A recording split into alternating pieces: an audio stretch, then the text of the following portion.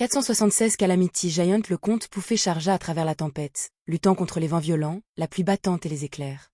Pendant ce temps, le lutin au béret bleu distinctif, le surveillant de l'auberge, positionné près du linceul d'obscurité autour de la salle de bal brise, profita de l'instant et se glissa par l'énigmatique porte couleur fer. Pleinement consciente du péril qui l'attendait à l'intérieur, elle se sentit contrainte par la volonté d'une divinité. Même la perspective de la mort ne l'intimidait pas. Cela ne ferait que lui valoir la faveur de la divinité et un retour au royaume éternel de la fantaisie. Malheureusement, à son arrivée, elle s'est retrouvée suspendue au milieu de la tempête qui faisait rage, au milieu de la fumée et des flammes. La silhouette colossale se reflétait clairement dans ses yeux. Il ressemblait à un horrible géant carbonisé, son extérieur autrefois charnu étant désormais absent. Le squelette métallique calciné, englouti par des flammes violettes flamboyantes, formait ce qui semblait être un corps intact, mais des fissures criblaient sa structure. Émanant continuellement des symboles illusoires et clairs, grêles, brouillards, les majestueuses flammes violettes et le squelette de métal noir de fer détenaient des connaissances impénétrables, représentant d'innombrables phénomènes réels. Goutte à goutte, du pus sanglant ressemblant à du magma suintait des fissures, se transformant en flammes noires violettes et en divers phénomènes météorologiques dans les airs. Témoin de cela, le pixie au béret bleu a brûlé de l'intérieur. Une peur instinctive brillait dans ses yeux alors qu'elle cherchait désespérément dans le vide, entrant dans un état intangible. Pourtant, sa forme physique ne s'est pas améliorée. Avec un souffle rapide, chaque cellule du pixie s'enflamme, y compris les ailes translucides ressemblant à des libellules sur son dos. Après avoir enduré des contorsions angoissantes, elle s'est métamorphosée en un pixie fabriqué à partir de flammes pourpres. Des yeux sans vie sortaient de son regard désormais vide. Dans les ailes enflammées de la libellule, le pixie modifié dansait autour de la silhouette du géant, comme pour l'escorter. Le comte Pouffet a été frappé par des éclairs et à proximité, des flammes violettes ont éclaté. Trempé sous la pluie incessante, endurant les grêles qui l'ont frappé jusqu'au sang, il a persévéré malgré l'épaisse fumée. Peut-être en raison de la lignée de la famille Sauron qui le traversait, il n'est pas affecté par le chaos environnant. Alors que la fumée se dissipait et que la tempête s'apaisait, Pouffet regardait avec impatience le géant imposant, haut de plusieurs dizaines de mètres. Dans le crâne noir de fer et au milieu des flammes violettes, un visage déformé de douleur vacillait par intermittence. Le visage ressemblait quelque peu à Pouffet, sauf que ses yeux, altérés et noircents, étaient mortellement immobiles et vides. En repérant le géant, le comte Pouffet s'est également enflammé. Une douleur atroce le ravageait, mais son regard restait fixé sur le visage du géant. Au milieu des flammes violettes encerclantes, des visages remplis de venin, de haine et de folie, comme s'ils maudissaient tous les êtres vivants, alternaient. Des hommes et des femmes, ressemblant à la fois au géant et au comte Pouffet, émergeaient à la surface des cœurs flétris flottant dans les flammes. Pouffet a aperçu les ancêtres de la famille grâce aux peintures à l'huile. Malgré la difficulté, sa bouche était retroussée, son visage déformé par les flammes. Dans la tourmente, il s'est également transformé en lutin enflammé. Cependant, au lieu d'encercler le géant déchaîné, il fut attiré par la lignée de sa famille dans les flammes violettes périlleuses sur la tête noire de fer, dans le visage de Vermonda qui vacillait. En un instant, les deux ont fusionné. La bouche de Vermonda se contracta, une pointe de vivacité dans ses yeux. Il ouvrit la bouche et poussa un cri rempli de désir destructeur et de folie. Avec ce cri, le sol, brûlé par les flammes violettes, a tremblé de façon dramatique et des marionnettes de terre ont rampé. Ces marionnettes de 3-4 mètres de hauteur égale, carbonisées d'une teinte de fer, étaient tachetées de sang rouge foncé. Se transformant en se tortillant, les marionnettes terrestres sont devenues des soldats, gardant la zone avec un semblant de vie. Presque simultanément, un météore enflammé est descendu des cieux. Traversant le ciel, il a plongé vers la lisière du brouillard. Bang! Une silhouette a émergé au milieu de l'écrasement semblable à une météorite et des tremblements qui ont suivi, debout. C'était Snarné énorme, orné d'une armure noire de fer tachée de sang. L'ange d'1,8 mètre, aux longs cheveux roux foncés et aux boucles d'oreilles flamboyantes, n'a pas hésité. Son corps s'agrandit, dévoilant une forme de créature mythique rappelant l'état actuel de Vermonda Sauron. C'était un géant, une représentation de calamité, fabriquée à partir de flammes et de divers éléments symboliques.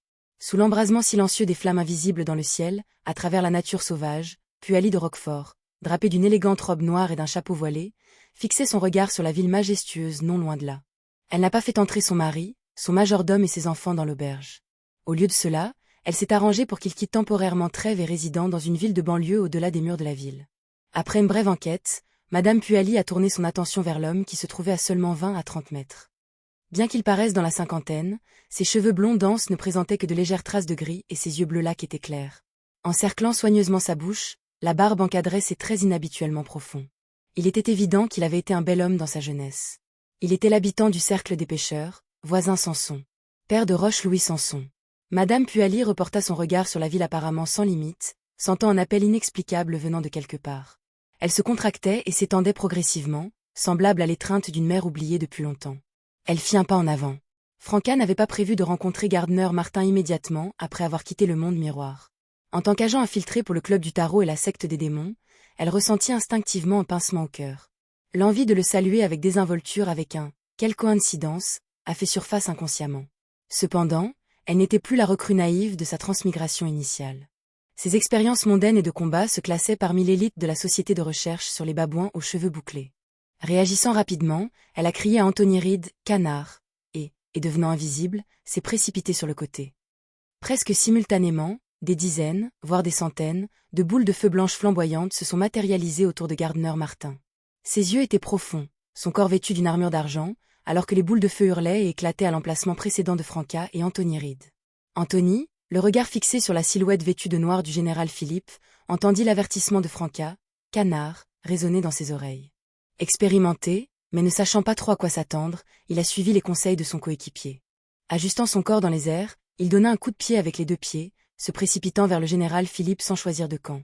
Au milieu du chaos explosif, le général Philippe a été étonné de trouver un homme d'âge moyen légèrement gras en tenue de camouflage vert militaire le regardant avec haine, se précipitant vers lui. « Est-ce qu'il m'en veut ?» se demanda Philippe, ses yeux s'assombrissant alors que la concentration s'éloignait. Il a vu une myriade de destins entrelacés et a discerné les origines approximatives des fils. « Alors, vous êtes un survivant de la compagnie sacrificielle ?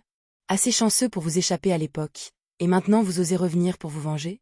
Le général Philippe ricana avec dédain. En tant que faucheur de la séquence 5 de la voie chasseur, il a pris la décision de faire confiance à la grande déesse du destin et de recevoir la bénédiction correspondante. Ce choix découle de sa reconnaissance directe des limites et des problèmes de son parcours initial dans le domaine du mysticisme, ainsi que de l'apocalypse imminente qu'il ne pouvait éviter. Son objectif était clair: accéder rapidement au statut de demi-dieu, garantissant la protection d'une existence puissante pour endurer l'apocalypse imminente.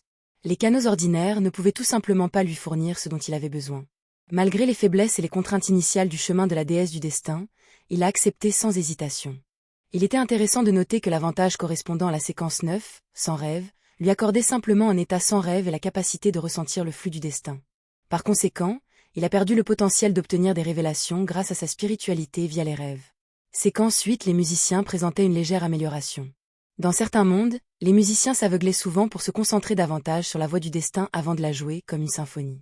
Cependant, cette méthode exigeait une préparation approfondie et suffisamment de temps pour orchestrer la mélodie afin d'influencer le sort d'une cible.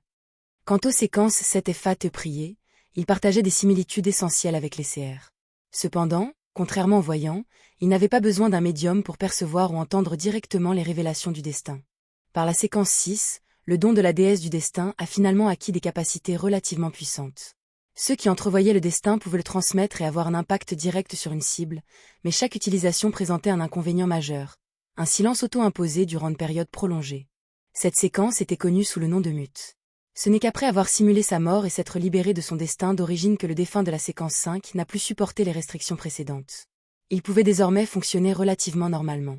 Dans le cadre d'une double séquence 5, le général Philippe a dénoué les fils du destin, discernant l'origine de l'animosité d'Anthony Reed. Il rit, libérant une voix qui semblait confinée depuis une éternité. « Le destin ne peut être évité. Vous finirez par devenir mon sacrifice. » Au milieu de ces mots et du tumulte explosif, l'esprit d'Anthony Reed a rejoué la scène déchirante de l'attaque du camp, le faisant trembler. Bruit sourd. Il atterrit au sol et se serra la tête de peur. Non loin de là, caché derrière un pilier de pierre blanc grisâtre à moitié effondré, Lumian et Jenna ont tous deux entendu le cri urgent de Franca de « se baisser ». Franca est entrée aussi.